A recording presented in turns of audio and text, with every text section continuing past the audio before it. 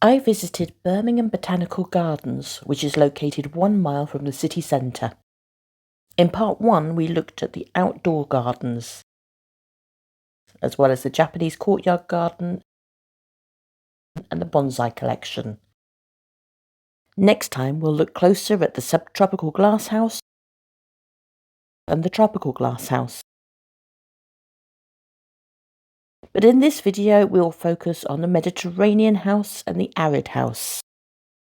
The Mediterranean house is styled on Victorian conservatories or orangeries and houses several citrus varieties, as well as cyclamen, Aeoniums, and other plants in keeping with the Mediterranean style.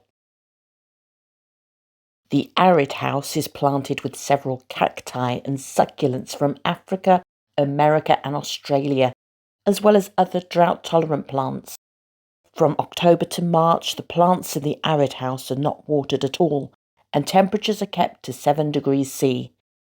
Now I'll take you through some of the plants that you can find in these two glasshouses. Citrus Paradisi Wheeny is also known as the Wheeny grapefruit, producing fruit with a lemon flavour. The tree is vigorous and productive, with leaves that are longer than most grapefruit trees. It grows best in full sun, slightly acidic to neutral soil, and needs protection from winter frosts. Citrus Reticulata is the tree that produces the mandarin orange. It's a moderately sized tree with thorns and shiny green leaves. It's best grown in pots in a location that receives full sun and in well-draining soil and regular feed once a month. Bring indoors over the winter months. Citrus Medica grows the citron fruit, which has been used for centuries for its antioxidant, anti-inflammatory, and antimicrobial properties. It produces a large fruit with thick rind resembling a large rough lemon. Like other citrus, it requires full sun and winter protection. This Echium hybrid appears to be a form of Echium candicans, which is a smaller, multi-stemmed variety, producing plenty of flower heads in summer. They grow best in alkaline to neutral soil in full sun, and can survive winters down to -5 degrees C. Sparmannia Africana is commonly known as African hemp and is a flowering plant native to South Africa and Madagascar. It's an evergreen shrub that can grow up to 3 to 6 meters tall. It will not tolerate any frost, but can be grown outdoors in summer or as a houseplant or in a conservatory over winter. Aeoniums are commonly known as the tree house leek and are succulents that store water in their leaves and stems, so they need very little water.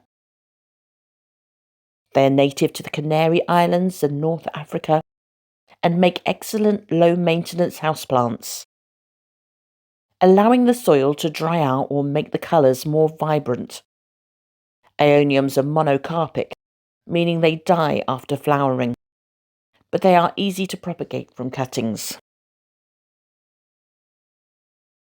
Veltheimia Capensis is a stunning flowering plant, native to South Africa. Rosettes of wavy-edged leaves grow up to around 1/2 meter tall with vibrant pink flowers. It grows best in full sun, but will tolerate shade. It can be grown in pots and moved under glass in winter, as it will not cope with more than a couple of hours of light frost. Fuchsia Arborescens is commonly known as the tree fuchsia and is native to Central America. It is a tender shrub, producing beautiful pink-purple flowers in summer. It grows best in loam-based soil in full or part sun, and may survive winters outdoors in warmer areas of the UK. Pachycereus Pringlei is commonly called the Mexican giant cactus and is native to northwest Mexico. It can grow up to 10 meters tall, but has been known to reach heights of 18 meters with a lifespan of up to 1,000 years and prefers lots of sun and heat. Ferocactus Herrerae is commonly known as the twisted barrel cactus and is native to Mexico. Reaching up to 2 meters in height, it produces vibrant yellow-red flowers from summer to early autumn. Care should be taken to avoid it getting wet when it's in full sun, as this can burn it, and it can tolerate a light frost if kept dry. Ferocactus Gracilis is known as the fire barrel cactus and originates from Mexico. It gets its name from the flame red spines and beautiful red funnel-shaped flowers which it produces in early summer. It's best overwintered indoors, although it can tolerate temperatures down to -5 if kept dry. Echinocactus Grusonii is also known as the golden barrel cactus and is native to Mexico. It is rare and endangered in its natural environment, where it grows in rich volcanic soil and sometimes at high altitudes. They are very easy to grow, with overwatering being the biggest risk. Agave Tequilana is commonly known as the blue Weber agave or tequila agave. Native to Mexico, it is the base ingredient of tequila. It can grow to around 2 meters tall with fleshy blue-grey leaves. It prefers full sun and can withstand -6 degrees C if kept dry. Aloe Ankoberensis is a succulent shrub native to Ethiopia. In its natural environment, it grows hanging down cliffs and at elevations of up to 3,500 meters. It can grow 6 meters long, with leaves up to 18 centimeters long. As with other succulents, it should be watered infrequently and not at all over winter. Aloe Saponaria is commonly known as the soap aloe and is native to South Africa. Leaves range in colour from red to green, but always have the distinctive H-shaped spots. It can take full sun, but will look healthier with some afternoon shade. Beaucarnea Recurvata is commonly known as the ponytail palm and is a succulent more closely related to agaves than palm trees.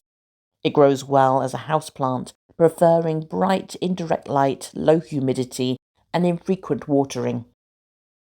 Dasylirion Wheeleri is commonly known as the desert spoonflower and is native to Mexico and the United States.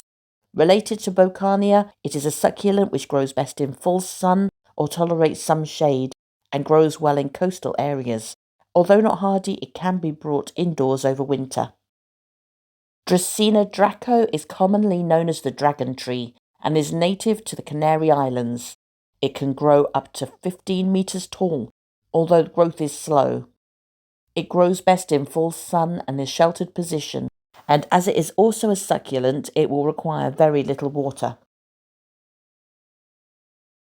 Encephalartos Natalensis is also known as the giant cycad and is native to South Africa.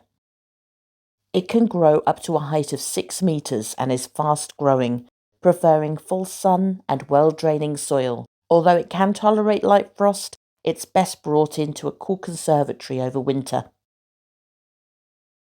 Opuntia Elatior is commonly known as the red-flowering prickly pear and is a cactus native to the Caribbean, Costa Rica and Venezuela. It can be grown indoors as a houseplant with direct sunlight and can survive temperatures of -4 degrees C if kept dry. Mammillaria Magnimamma is often called the Mexican pincushion and is a clump-forming cactus native to Mexico. It can grow up to 0.5 meter high and with a 1 meter spread, and prefers neutral sandy or loam-based soil. Pachycereus Pringlei is a cactus known as the Old Man of the Andes, native to Argentina and Bolivia. It is a slow-growing cactus which branches out from the base and can reach 50 centimeters tall. It grows best in full sun, slightly acidic soil, and can survive down to -5 degrees C if kept dry. Cyphostemma carrorii is a succulent tree commonly known as coba or butter tree.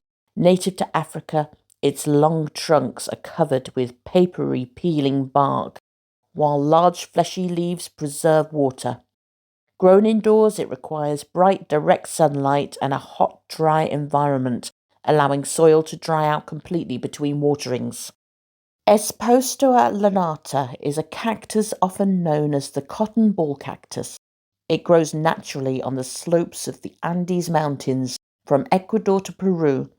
The warm, woolly coat helps to protect it at high altitudes, although it will only tolerate -3 degrees C if kept dry.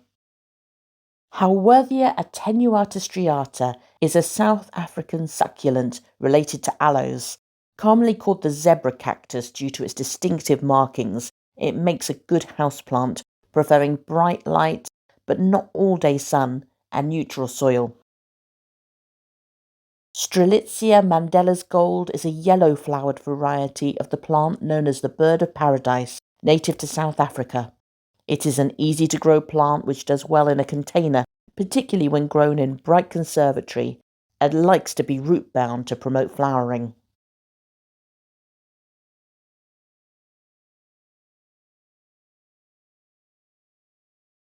If you're enjoying the content of Freya's Tropical Garden, then please help this channel grow by subscribing.